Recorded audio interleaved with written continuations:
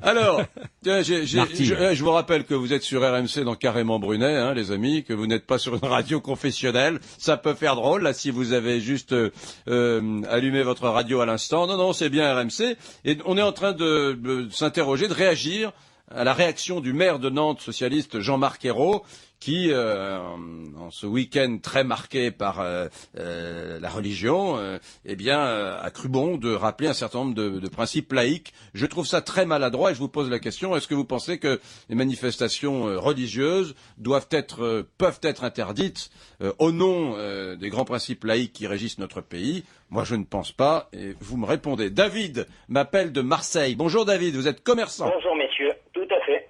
Alors, qu'est-ce que vous pensez de la sortie d'Ayrault?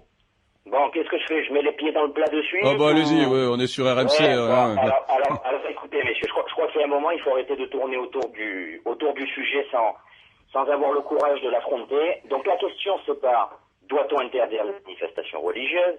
La question c'est pourquoi dans un pays culturellement multiséculaire, hein, d'un côté c'est une culture occidentale, de l'autre c'est un culte judéo-chrétien, pourquoi est-ce qu'aujourd'hui on en arrive à de telles déclarations et on en arrive à de tels extrêmes? Mon analyse à moi, elle est la suivante.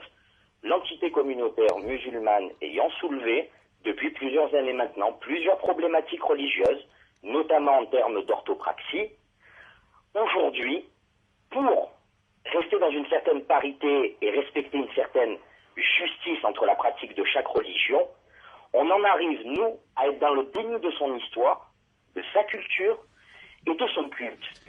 C'est-à-dire que finalement, on en arrive aujourd'hui, pour ne pas que demain les musulmans disent « Ah oui, mais attendez, vous autorisez les processions religieuses, c'est ostentatoire, alors nous, de notre côté, vous n'allez pas nous interdire d'aller prier dans la rue. » Quelle est la différence? Ça se tient, je vous suis, David, une espèce de principe de précaution en matière religieuse, quoi, voilà. Tout à fait, mais le pire là-dedans, c'est qu'Ayrault, qu'est-ce qu'il fait en déclarant ça? Finalement, il fait ça pour venir en opposition à ce que fait le gouvernement actuel.